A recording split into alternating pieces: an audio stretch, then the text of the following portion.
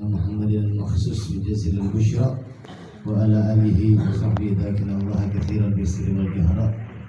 اللهم صل على سيدنا محمد نور الأنوار وسر الأسرار وترياك الأغيار مفتاح باب اليسار سيدنا محمد المختار وآله الأطهار وأصحاب الأخيار عدد نعم الله وإفضاله.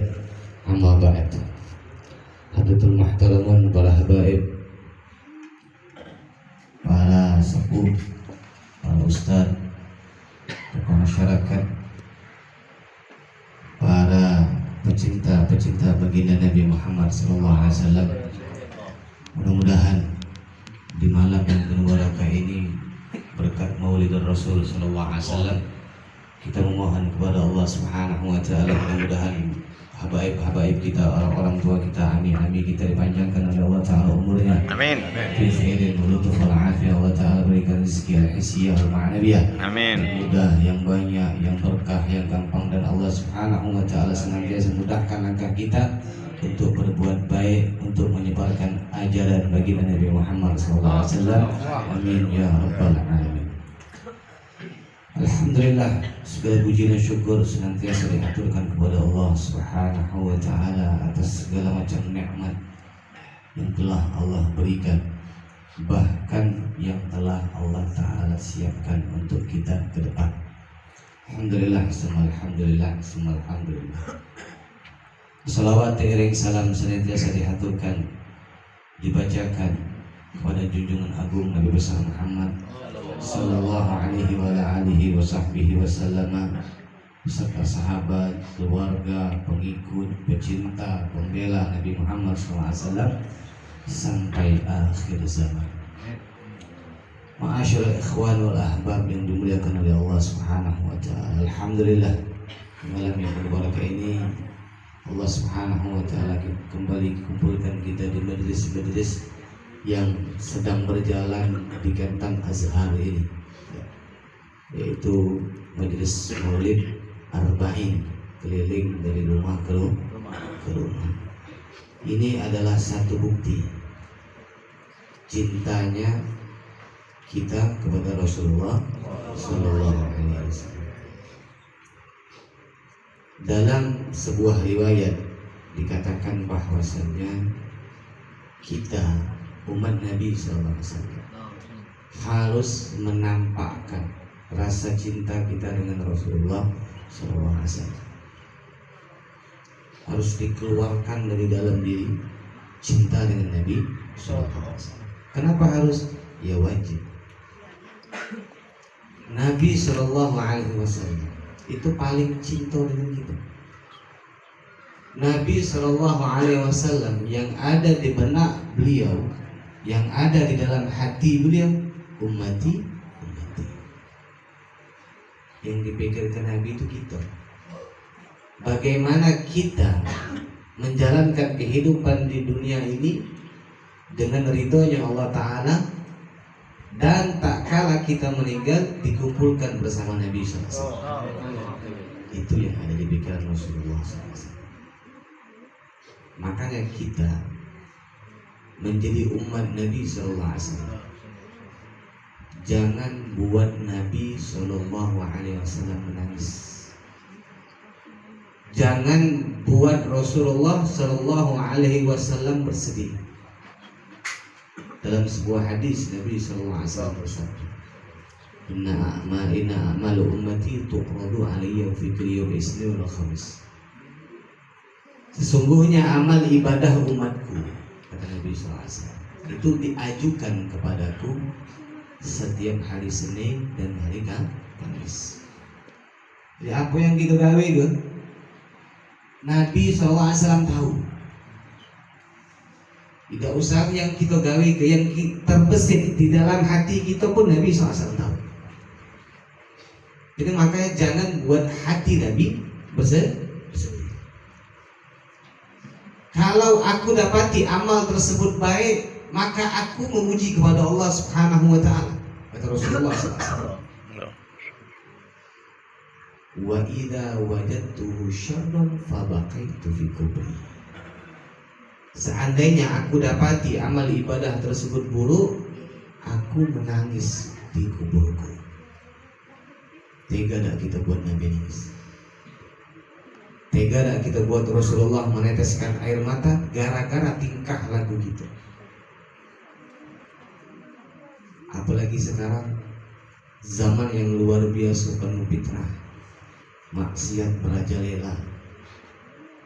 Dimanapun tempat yang bisa membendung daripada murkanya Allah Subhanahu wa Ta'ala, yang majlis-majlis seperti inilah, majlis-majlis yang mengingat baginda Nabi Muhammad SAW. Kalau di kampung kita ada majlis, ada majlis yang mengajak orang kepada Allah Ta'ala, yang mengajak orang mengingat kepada Nabi Muhammad SAW. Seandainya kampung tersebut ada maksiat, ditakdirkan oleh Allah Subhanahu wa Ta'ala akan diberi musibah, dipinggirkan oleh Allah Ta'ala berkat majlis-majlis maulid ataupun majlis-majlis taklim. Makanya kita sebagai umat giat-giat dalam mencari ridho Nabi SAW. Apalagi nak bermajlis, majlis ini butuh segala-galanya. Majlis ini butuh segala-galanya. Bukan butuh duit, bukan butuh tenaga, bukan butuh yang ngajar, bukan butuh tempat, butuh segala-galanya. Pengorbanan kita curahkan untuk majelis baginda Nabi Muhammad SAW. Barulah majelis itu berjalan. Harus saling menguatkan satu dengan yang lain. Apa sih gunanya majelis taklim? Apa sih gunanya majelis maulid? Apa manfaatnya? Jelas manfaatnya begitu banyak. Salah satunya hadis yang paling sering kita dengar, idza marartum bi riyadil jannah wartaqu. Seandainya engkau melihat ada taman surga, mampir.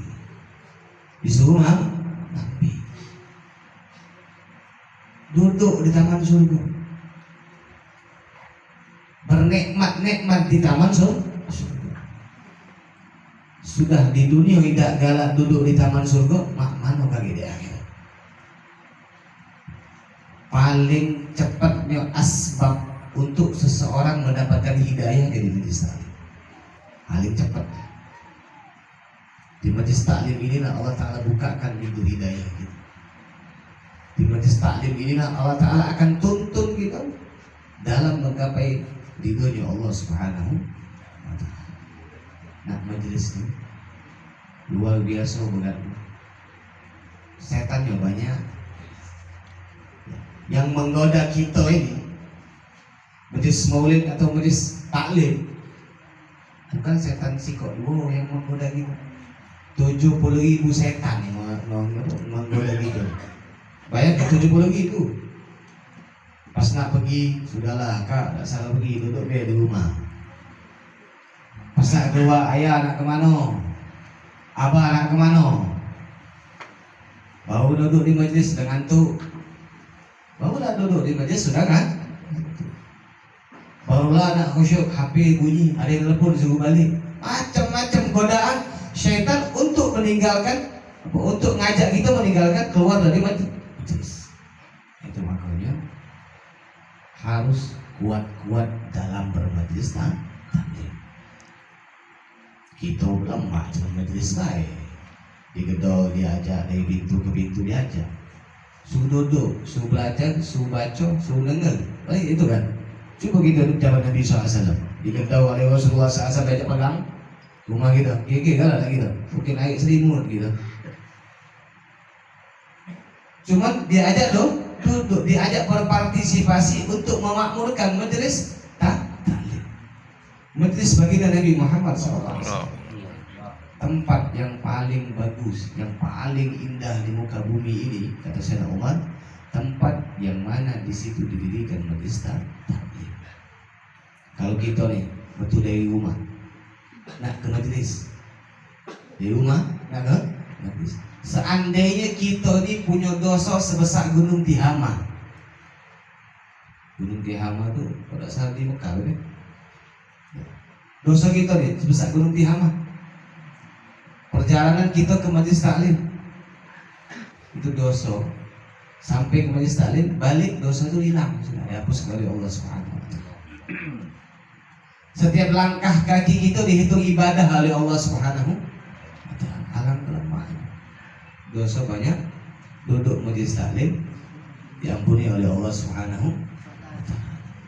Apalagi majelis tersebut mempelajari tentang ilmu syariat. Ilmu yang memang diajarkan oleh Nabi Muhammad SAW. Di lain itu, kita pun duduk majelis taklim ingin mengenal baginda Nabi Muhammad SAW, biar tambah cinta dengan Rasulullah SAW. Sekarang, setiap kita pergi majelis maulid, seberapa besar pengetahuan kita tentang Nabi Muhammad SAW? Seberapa banyak yang kita ketahui tentang Rasulullah SAW? Nabi SAW dalam sebuah riwayat dikatakan, beliau SAW, nur Nabi SAW dulu diciptakan sebelum Allah ciptakan segala sesuatu. 2000 tahun Allah Ta'ala ciptakan nur Nabi SAW sebelum Allah ciptakan sesuatu. Sudah ditampakkan nur tersebut ke atas dunia, maka teranglah dari masyrik sampai maghrib. Baru Allah Ta'ala ciptakan yang lain.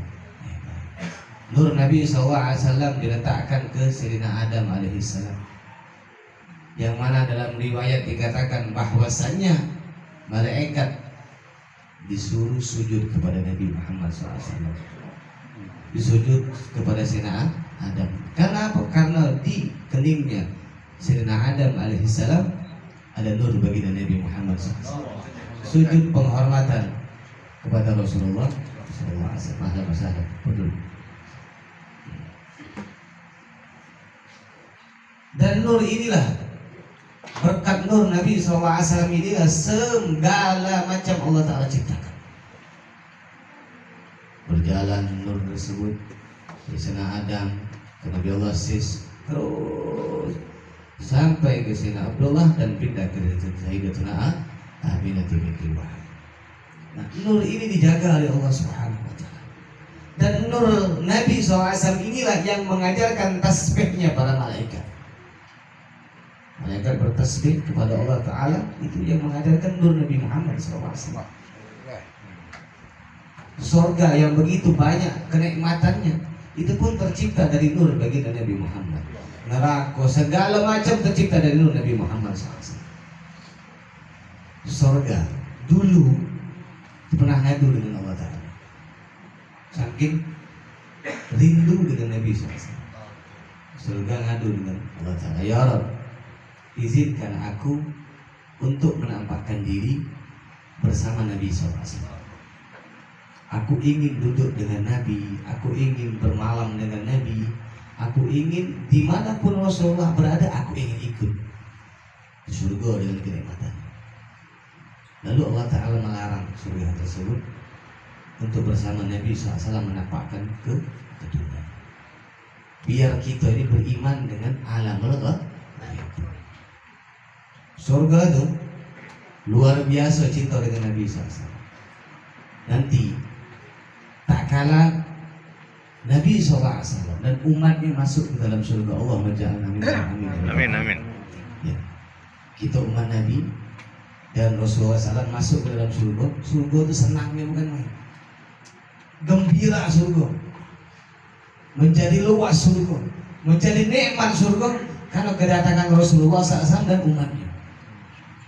Oh, bukan main senang. Selesai Nabi SAW dan umatnya masuk ke dalam surga, datang para anbiya, para mursalin dengan umatnya juga. Surga berubah, agak cemberut dikit, agak kisut dikit surga, agak kisut. Lalu para anbiya ini ngomong, wahai surga, aku ini kan sama baik, sama baik. Diam surga tidak banyak cerita. Lalu para anbiya ngadu dengan Nabi SAW, ya Rasulullah, surga tak kalah kami masuk agak kisut dikit, agak cemburu. Ngapa ya Rasulullah? Akhirnya Rasulullah menenangkan surga, surga pun kembali sedia kala senang didatangi para anbiya, para mursalin, para aulia dari selain baginda Nabi Muhammad SAW. Dibayangkan surga. Tapi kuang mana kan? Baca Quran aja dah. Apa ada senang kan? Quran senang. Senang dengan kehadiran para anbiya wal mursalin. Ini kita yang diberi akal oleh Allah Subhanahu wa taala untuk berpikir. Yang diberi selebih yang banyak dari Allah Ta'ala untuk berpikir, untuk mencintai Nabi SAW. Kita tidak kan. Kita tidak mau berkorban untuk Nabi Muhammad SAW. Kita ini, perjuangan kita, pengorbanan kita, kata apa-apa dengan para sahabat. Sayyidina Abu Bakar Siddiq radhiyallahu ta'ala anhu tak kala dinyatakan perang, Sayyidina Abu Bakar gawaknya galuh hartonyo yang ada di rumah digawak ini kalau ditemui Rasulullah, ya Rasulullah ini hartaku gagal embek lah. Lalu Nabi SAW nanya, wahai Abu Bakar, apa yang kau sisaukan? Yang aku sisaukan Allah dan Rasul. Kita kalau di kita rumah kita ada maulid di majlis kita, di musola kita, di majlis kita, nak ngoko kantong itu bukan main, saya nak kesel. Kadang-kadang nyok lagi duit ini.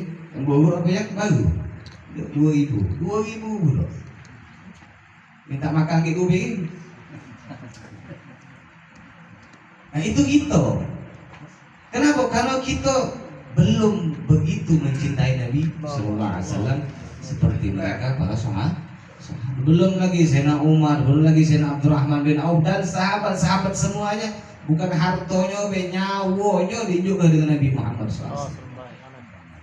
Ibu Sayyidina Anas bin Malik, Sayyidina Anas itu menemui Nabi SAW. Wahai Rasulullah, ini anakku Anas. Mbeklah engkau nak ngapo lajulah. Aku serahkan dengan engkau. Anaknya dibawa ke Nabi SAW. Yuk ke Rasulullah SAW. Lajulah, engkau apa silakan ya Rasulullah. Bahkan beliau itu menjadi khadam ya Rasulullah SAW selama 10 tahun. Radhiyallahu ta'ala. Begitu majelis gajin semangat. Kalau kawan kita, ashab kita kurang semangat ini. Ayo sama-sama kita menegakkan bendera Nabi SAW dalam majelis. Itu gunanya harus sama-sama biar kuat, biar kita dibanggakan hati Nabi Muhammad Sallallahu Alaihi Wasallam. Kita ini segala sesuatu harus pakai ilmu. Kenapa? Ya karena harus. Ilmu itu penting. Kita beramal dapat diterima oleh Allah Subhanahu wa taala. Kita beramal capek baik gitu, tidak bakal diterima oleh Allah Ta'ala. Untuk bermajlis ada ilmu. Nak salat pakai ilmu, nak sedekah pakai ilmu, nak apa lagi? Semuanya pakai ilmu. Man aradal akhirah fa'alaihi bil ilm, kata Allah Ta'ala. Kata Nabi SAW. Pengen dunia dengan ilmu, pengen akhirat dengan ilmu, pengen dua-duanya juga pakai ilmu. Nah ilmu ini tidak bakal datang ke seseorang kalau dia tidak mau meluangkan waktu untuk dia. Duduk be, santai be. Nah, tidak bakal dapat ilmu. Nunggu be lah. Kalau dia ustaz datang, tidak bakal dapat ilmu. Ilmu itu dicari, ilmu itu dituntut, ilmu itu kita harus keluarkan segala-gala kemampuan kita untuk ilmu. Kita luangkan waktu untuk dia baru datang untuk kita. Bukan santai-santai, bukan keturunan ilmu, dah menuntut, dicari. Contoh guru-guru kita, coba yang belajar, ada yang 10 tahun, ada yang 20 tahun, ada yang 40, 50 tahun masih belajar. Kenapa? Karena ilmu memang harus dicari. Gak bakalan gitu dulu santai, ilmu datang kepada kita. Makanya Imam Hasan Basri beliau mengatakan, "Lau kana lil ilmi suratun lakanat suratu ahsan min surati syamsi wal qamari wan nujum was sama." Seandainya ilmu ini nampak ke diri, nampak ke wujudnya, itu maka lebih bagus lebih ganteng ini ilmu dari matahari, bulan, bintang-bintang dan saking gantengnya ilmu. Dan kata Imam Hasan Basri, seandainya pahala nuntut ilmu ditampak oleh Allah Ta'ala, ya, ditampak, dijingok, ditunjukkan, ini maka makhluk manusia ini akan meninggalkan kesibukan mereka masing-masing. Yang ke pasar, tinggal pasarnya. Yang duduk-duduk di rumah sama harimnya, kelakar-kelakar, kata aku, tinggal kayaknya harimnya. Yang duduk-duduk di kampung, apa? Butak, gapnya, tinggal lagi nyawa, enggak. Kenapa? Karena penting nuntut ilmu. Berguna bagi kita ilmu. Sangat-sangat berguna. Jadi, tuntutlah ilmu dengan sekuat tenaga kita. Kenapa? Ini wajib bagi kita. Mulai dari lahir sampai tak meninggal. Wajib menuntut ilmu. Kata Imam Ibnu Mubarak pernah ditanya, hal apa yang kau inginkan tak kala engkau meninggal? Keadaan yang cak mano yang kau inginkan tak kala engkau mau meninggal? Apa kata Imam Ibnu Mubarak? Aku pengen meninggal dalam keadaan menuntut ilmu. Kenapa? Karena pahala wong mati syahid. Ngaji-ngajilah menuntut ilmu. Dan di majelis-majelis taklim, majelis yang kita cintai ini, itu banyak fadilahnya. Kami baca sedikit tentang fadilah majelis taklim. Wa yuqalu, dikatakan, menintaha ilal alim wa jalasa ma'ahu wa la yaqdiru al yahfadha al ilma falahu sabu karamat. Siapa wong yang datang ke majelis taklim, duduk mendengar ilmu, ya, dia tak nyata nengewe, tidak nyata, maka orang tersebut akan mendapatkan 7 karomah. Banyak, luar biasa, banyak. Duduk lagi, dengar yang kuping. Kalau kita dulu hadir ke majelis guru kita, mau enak, kan? Kertas, buku, bareng kita. Ustaz ngajar apa? Melok maju kita. Itu kita dulu. Sekarang alhamdulillah mendengar jadilah. Mendengar dah. 7 karomah yang akan didapatkan seseorang. Yang pertama, yanalu fadlul muta'allimin. Duduk di majelis taklim itu mendapatkan keutamaan orang yang menuntut ilmu. Menuntut ilmunya, wah, luar biasa keutamaannya luar biasa. Bahkan dalam sebuah riwayat, Nabi SAW itu mengirim salam kepada penuntut ilmu yang mana dia menuntut ilmu di nyebrang lautan, nyebrang sungai. Jangan nyebrang sungai sih, itu dulu nyebrang sungai. Itu kirim dapat salam dari Nabi Muhammad SAW.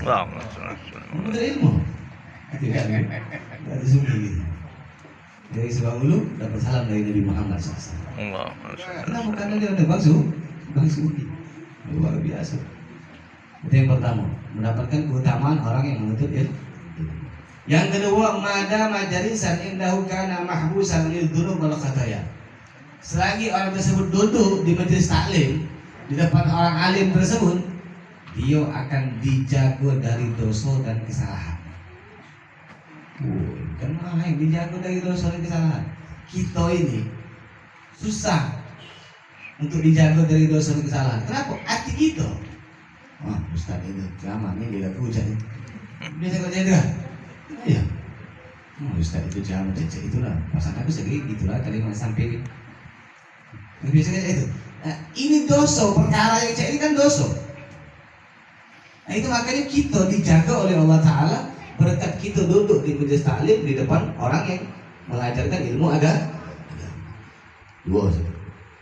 Yang ketiga, idza kharaja min mandilihi tanzilu alaihi rahmatu. Kalau dia keluar dari majelis tersebut, dari tempat menuntut ilmu tersebut, Allah akan turunkan rahmat kepada dia. Rahmat Allah Ta'ala itu dapat sikok sekali kita dapat, selama-lamanya kita bahagia sampai akhirat. mak mana yang tiap hari mondal mandai setiap waktu pagi, siang, sore, malam nuntut ilmu, berapa banyak rahmat yang dia dapatkan dari Allah Subhanahu wa taala. Itu yang kedua. Yang keempat, warabi idza jalasa indahu fatanzilu alaihi rahmatu fatusibuhum bi barakatihim. Tak kala dia duduk dengan orang alim tersebut atau di majelis taklim tersebut, yang jelas rahmat Allah Ta'ala akan turun ke orang yang mengajarkan ilmu tersebut. Dia dapat juga rahmat dari Allah Subhanahu wa Ta'ala. Wal khamis, yang kelima, madama mustami'an tuktabu lahul hasanah. Selagi dia dengar dapat kebaikan.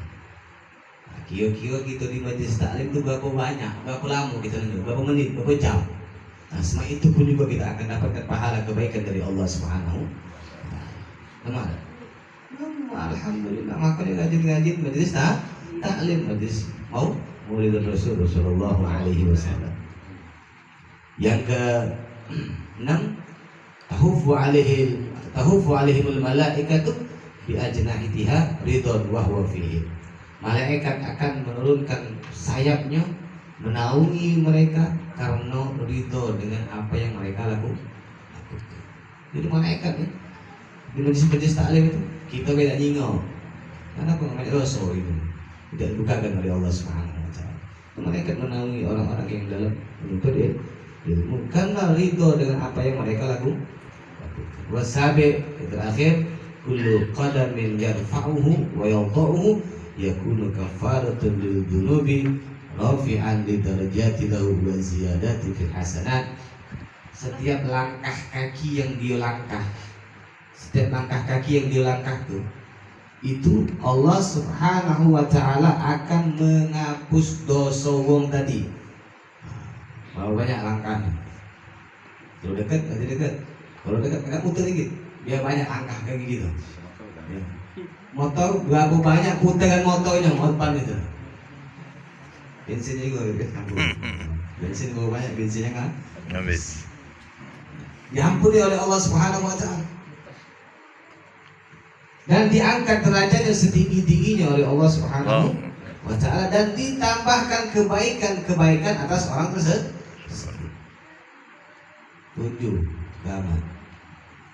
7 karomah yang akan didapatkan orang tersebut. Pun di dalam riwayat ini ditambah lagi, summa yukrimuhullahu ta'ala bisittati karomah.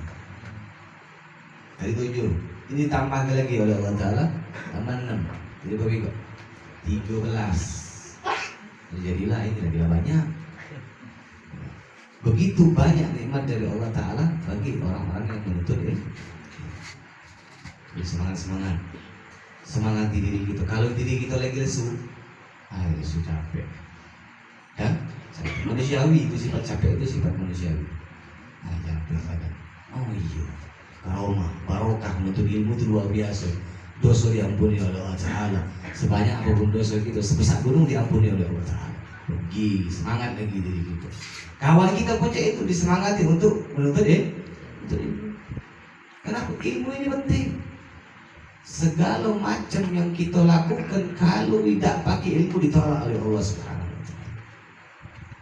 Sudah kita dapat ilmu, apa yang harus kita lakukan? Beramal. Menuntut terus, jangan nyari terus, beramal pula. Yang kita tahu, lakukan. Yang sudah paham ilmunya kita kerjakan. Yang dilarang oleh Allah Ta'ala kita tahu ilmu, jangan kita lakukan. Ini dapat faedah, ini dapat fadilah yang kita lakukan. Dalam sebuah hadis Nabi SAW bersabda, man istada ilman walam yastad hudan walam yastad ilallahi ilal huda. Siapa orang yang ilmunya nambah, ya, kita kan pergi majelis taklim terus nih, di mana-mana kita hadiri, dengar, nyimak, nyatet, tambah dah ilmu kita, tambah. Tapi kita tak tambah hidayah dengan Allah Ta'ala, tidak tambah dekat dengan Allah Subhanahu wa Ta'ala, apa? Rugi kita. Sama baik posisi kita tambah ilmu, tapi jauh dari Allah Subhanahu wa Ta'ala. Petunjuk kita tak tambah, melakukan perbuatan baik kita tak bertambah, sama baik kita jauh dari Allah Subhanahu wa taala. Ilmu yang ada diamalkan. Ilmu itu kalau sudah masuk ke dalam hati, Imam Ali bin Abi Thalib mengatakan, al ilmu yahrusuka wa anta tahrusul mal. Ilmu akan jaga kau, engkau yang akan menjaga hati. Itu makanya al ilmu nur, itu ilmu itu kepada di hati. Nah, perbuatan ini baik, ilmu yang akan menggerakkan kita untuk perbuatan baik tersebut. Perbuatan ini tidak baik, ilmu yang akan mencegah kita untuk tidak melakukan perbuatan tersebut. Nah, makanya ilmu yang sudah dapat, apa yang harus kita lakukan? Amal ke. Sudah kita beramal, ada lagi yang harus kita lakukan. Apa? Sebab ke, ajar ke. Kita hadir di maulid, hadir di ta'lim, dimanapun kita hadir, mendengar ilmu sampai ke dengan keluarga kita. Ustaz tadi ceramah ini ngajak ke ini cerita ke istri kita, anak kita yang ada terima tentang apa yang sudah kita dengar di majlis tersebut.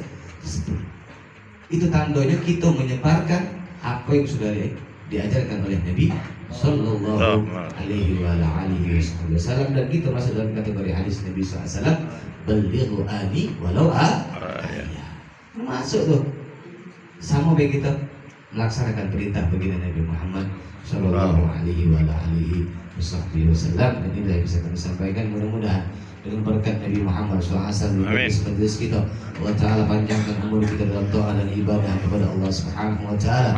Berkat Nabi SAW Allah sampaikan hajat kita, hajat dunia, hajat agama, hajat akhirat, dan senantiasa Allah Subhanahu Wa Ta'ala berikan kepada kita hidayah, mudahkan langkah kita untuk berbuat baik, dan Allah Ta'ala jaga kita untuk tidak bermaksiat kepadanya. Allah Ta'ala jaga kita untuk tidak bermaksiat kepadanya. Allah Ta'ala jaga kita, anak kita, keturunan kita, dan hati-hati kita untuk tidak bermaksiat kepada Allah Subhanahu Wa Ta'ala. Berkat baginda Nabi Muhammad sallallahu alaihi wasallam.